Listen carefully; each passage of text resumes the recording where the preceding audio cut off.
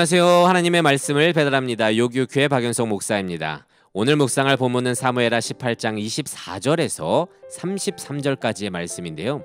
제가 31절에서 33절까지를 봉독하고 함께 묵상하도록 하겠습니다.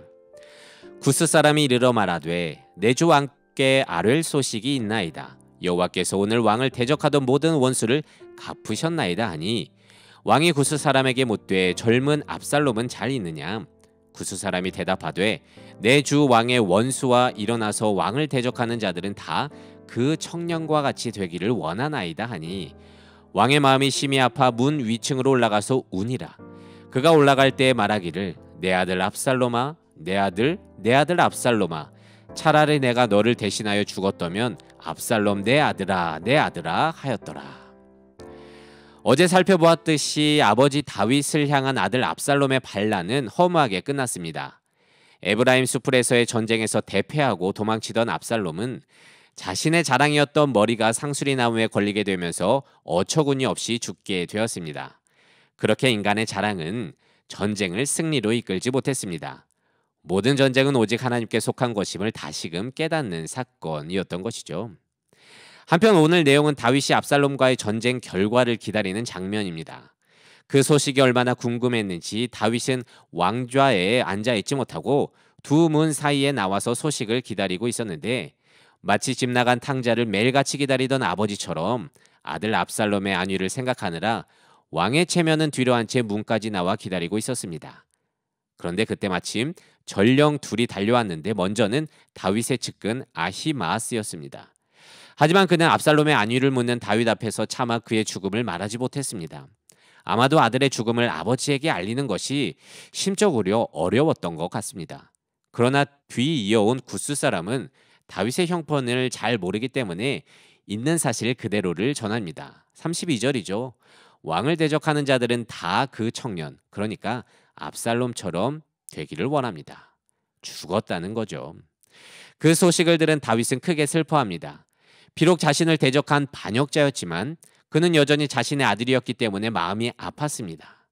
33절을 보면 봉독했듯이 내 아들 압살롬아 하며 내 아들을 반복하는데 이 짧은 한 구절에 무려 5번이나 내 아들이라고 하는 것을 보면 아들 압살롬을 향한 아버지의 다윗의 사랑이 얼마나 컸던지 짐작할 수가 있습니다. 이전에 공공의 적이라는 시리즈 영화가 크게 인기를 끌었는데요. 오래된 영화임에도 불구하고 그중 시리즈 1편의 한 장면이 저에게는 여전히 기억에 남아 있습니다. 사이코패스 아들이 아버지의 재산 때문에 결국 부모를 칼로 죽이게 되는데요. 칼을 사용하는 것이 익숙치 않아서 그만 자신의 엄지 손톱이 잘려나가고 맙니다. 그 후에 완전 범죄를 위해서 자신의 엄지 손톱을 찾으러 현장에 왔지만 결국 찾지 못했는데 알고 보니까 자식에게 죽임당한 어머니가 죽기 직전에 자식의 범죄를 감추기 위해서 그 떨어진 손톱을 먹었던 것이었습니다. 이걸 보면서 자식을 향한 부모의 마음이란 감히 상상할 수 없는 것이구나 라는 생각을 했습니다. 근데 지금의 다윗도 그런 것 같습니다. 압살롬은 분명 살인죄, 반역죄를 저지른 소위 용서할 수 없는 자입니다. 하지만 다윗의 마음은 여전히 그를 사랑하고 있었습니다. 물론 육신의 한계 때문에 그를 온전히 받아주지 못했지만 그것도 미안했는지 내 아들아 하면서 가슴 찢어지게 울었습니다. 근데요, 모든 영혼을 사랑하시는 하나님 아버지도 이와 같다는 것입니다. 하나님 역시 자녀된 우리를 항상 바라봐 주시고 끝까지 사랑해 주시는 분입니다. 비록 우리는 죄인된 자로서 매일같이 하나님을 등지고 매일같이 죄를 지을 때가 많지만 그럼에도 주님의 마음은 언제나 우리를 향하고 계십니다. 그렇다고 여러분 오해하지 마십시오. 저는 지금 우리가 어떤 범죄를 저질러도 괜찮다는 말을 하는 게 아닙니다. 하나님은 공의로운 분이기 때문에 죄에 대해서는 반드시 심판하십니다. 단지 우리가 믿는 하나님은 죄인된 우리를 사랑하시기로 작정하셔서 우리가 어떤 부족한 모습으로 있을지라도 그 사랑하기를 포기치 않으시고 언제나 우리가 돌아오길 기다리시는 헤세드가 넘치는 분이라는 것입니다. 그런데 우리는 평소에 그런 하나님의 마음을 얼마나 이해하며 살고 있습니까? 하지만 종종 그런 하나님의 사랑을 악용하는 사람들도 보게 되는데요.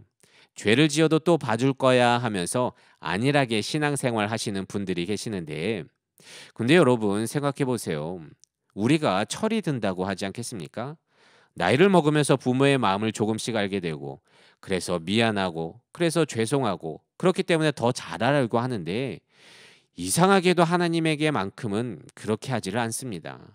그러면서 마지막까지 삶 속에서 죄를 짓고 속을 썩이는데, 이거는요 정말 미성숙한 신앙인 것 같습니다. 아니, 이걸 신앙이라고 표현해도 될지 모를 정도입니다.